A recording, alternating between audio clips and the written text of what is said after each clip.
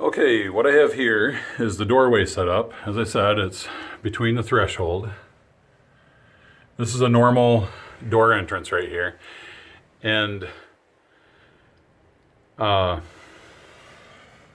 can see I have two Phantom Tech IR lights. Reason for that, I'm going to turn this a little sideways, hopefully get a bigger picture here. You're going to need to have two of these spaced about that distance apart from each other. Each of these will only span so far across, and so you will need two of them to span the whole distance. What you're going to notice here, I'm going to pass my hand through, and you don't see anything happening because I don't have the IR lights on. So I'm going to turn this light off, maybe even close the door to show you that you can effectively close the door and still have these on. It's on the outside threshold is what I'm doing, so the door can be closed or open.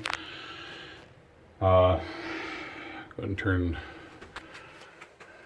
There's a little switch on the side that these turn on with. I'll show you that in another video, but turn the IR light on. Turn this IR light on.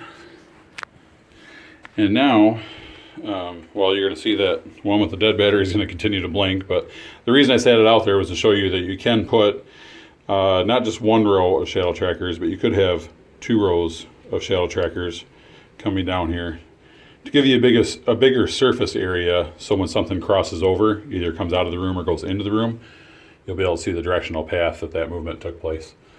So now I'm going to bring my hand, you can see it's already setting it off, and as you come along, the shadow tracker goes off in the direction of whatever passed over. So, the IR lights here,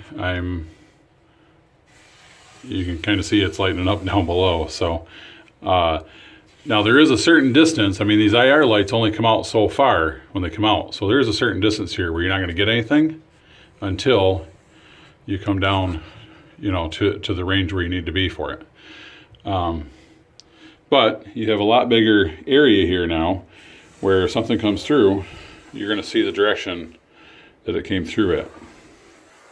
Okay? So that's the doorway setup.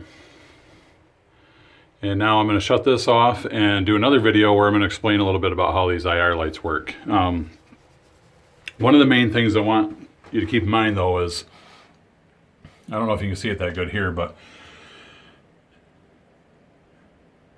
these IR lights kind of come out from the tension rod, but they're in line with the tension rod.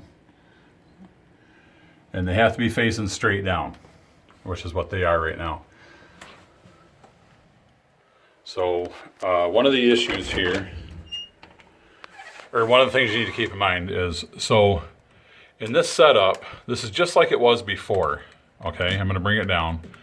This is how it was when we had it on the pole that was going from the floor to the ceiling. Basically what you're going to do is where that curve is that I talked about, where it curves away from the IR light, you want to pivot that so your IR light is now straight up and down. And then what you're going to notice is you can't really turn it this way because you end up hitting these stems together and the IR light will not come all the way around. So what you're going to do instead is turn it the opposite way where there's nothing in the way of that IR light, and now it can come perfectly perpendicular with the tension rod, and that's what you need. So you need it perpendicular with the tension rod. It's just two simple swivels. You're just swiveling this up so it's in line with the pole, and then you're spinning it out so it's away from the pole. So nothing you need to change with the setup. It's the same exact setup as far as the accessory. You don't do anything with the accessory itself. All you're doing is pivoting this on 2 points of the accessory. So there's nothing you have to unscrew here when you change from the straight up and down pole to the tension rod going between the doorway or between a wall. So just wanted to point that out, and I will end this video and go into the next topic.